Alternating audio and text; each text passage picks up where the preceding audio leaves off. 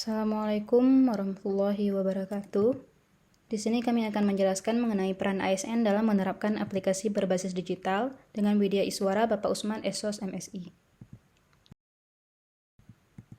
Kami adalah subkelompok 1, golongan 3, angkatan 2, kelompok 1 yang beranggotakan Dr. Gigi Putri Zakirah, Dr. Gigi Farhani, Sri Aryana S. Farm APT, dan Deni Azmi SARS. Peran ASN dalam menerapkan aplikasi berbasis digital di UPTD Puskesmas Kembang Tanjung. Topik yang akan kami bahas yaitu mengenai Smart ASN, profil Puskesmas Kembang Tanjung, pelayanan yang diberikan, aplikasi digital yang diterapkan di Puskesmas Kembang Tanjung, serta perwujudan Smart ASN di Puskesmas Kembang Tanjung. Berikut adalah beberapa nilai-nilai Smart ASN, yaitu memiliki integritas, nasionalisme, profesionalisme, berwawasan global, menguasai IT dan bahasa asing, hospitality, entrepreneurship, dan networking.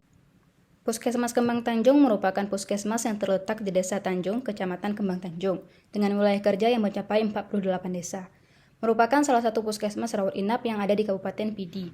Jumlah stafnya mencapai 200 orang yang terdiri dari PNS dan tenaga bakti.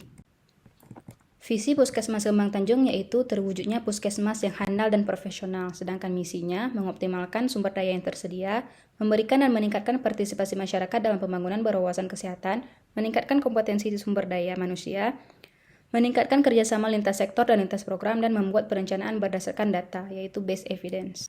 Berikut merupakan beberapa pelayanan yang tersedia di Puskesmas Kembang Tanjung, seperti IGD, rawat inap, dan sebagainya. Berikut adalah beberapa aplikasi digital yang ada di Puskesmas Kembang Tanjung. Yang pertama yaitu Pikir BPJS, yang merupakan salah satu aplikasi dari BPJS Kesehatan yang ada di Vaskes tingkat pertama. Fungsinya sebagai penginputan identitas, diagnosis, dan perawatan pasien secara terintegrasi. Kemudian ada Sikda. Sikda ini adalah sistem informasi kesehatan daerah yang merupakan salah satu aplikasi elektronik yang berisi dataset yang diharapkan menjadi sebuah standar pencatatan dan pelaporan di setiap puskesmas di seluruh kabupaten. Kemudian ada aplikasi Asik, yaitu aplikasi yang digunakan untuk screening PTM. Kemudian ada aplikasi Selena. Selena ini merupakan sebuah aplikasi kefarmasian, di mana dia ini mencatat pelaporan ketersediaan vaksin dan obat di puskesmas yang dilakukan setiap tanggal 25. Kemudian ada aplikasi Sipnap, sama juga dia merupakan aplikasi kefarmasian yang berfungsi untuk pelaporan masuk dan keluarnya obat, narkotika, dan psikotropika di pelayanan kesehatan yang dilakukan setiap tanggal 25 juga. Kemudian ada aplikasi lain seperti EPPBGM atau Sigizi Terpadu. Ini merupakan aplikasi yang digunakan oleh Poligizi. Kemudian ada aplikasi Aspak. Dan yang terakhir ada aplikasi INM. INM ini merupakan indikator nasional mutu yang diisi oleh setiap puskesmas untuk melihat mutu dari puskesmas tersebut.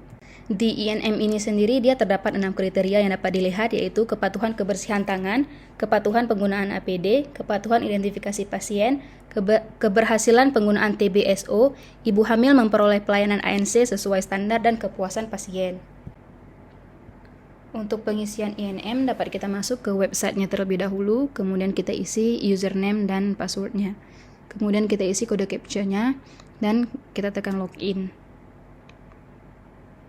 Di sini dapat terlihat data-data inputan dari beberapa kriteria yang telah kita sebutkan tadi. Kemudian di sini ada kriteria-kriteria yang tersedia dan kriteria mana yang kita input bisa kita klik di situ untuk penginputan data. Contohnya di kepatuhan kebersihan tangan, kemudian kita klik input.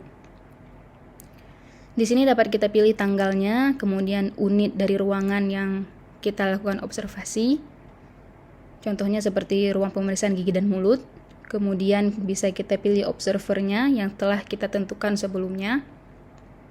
Jadi nama-namanya sudah terinput di situ dan nama petugasnya dapat kita ketik.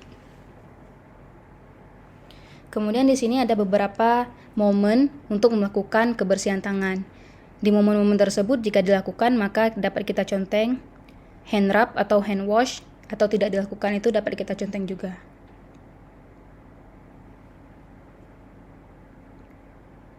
Kemudian dapat kita klik simpan untuk input data. Di sini terlihat data-data yang sudah diinput. Ada beberapa. Di situ dapat dilihat adanya tanggal penginputan, unit ruangannya, nama observer, nama petugas, dan tanggal pengumpulan data itu tanggal berapa. Selain penginputan data, kita juga bisa melihat laporan dari kepatuhan kebersihan tangan tersebut. Misalnya rekap peruangan ataupun berbentuk chart itu dapat kita lihat, dan bisa juga kita lihat laporan berdasarkan riwayat penginputan. Bisa kita pilih nanti tahunnya tahun berapa yang mau kita lihat.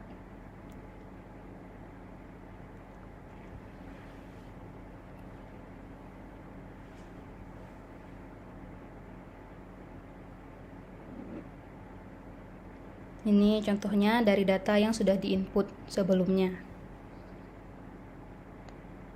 Dan berbagai momen-momen kebersihan tangan yang perlu dilakukan.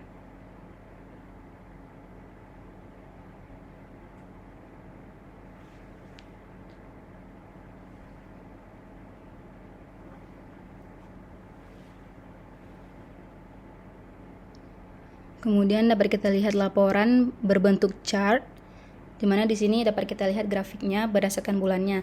Namun kebetulan di sini di puskesmas kami belum terinput semua, jadi hanya terinput di bulan Januari, Februari, dan April. Dan ini pun yang di bulan April belum lengkap terinput, jadinya yang dapat terlihat chartnya hanya 2 bulan, yaitu Januari, Februari.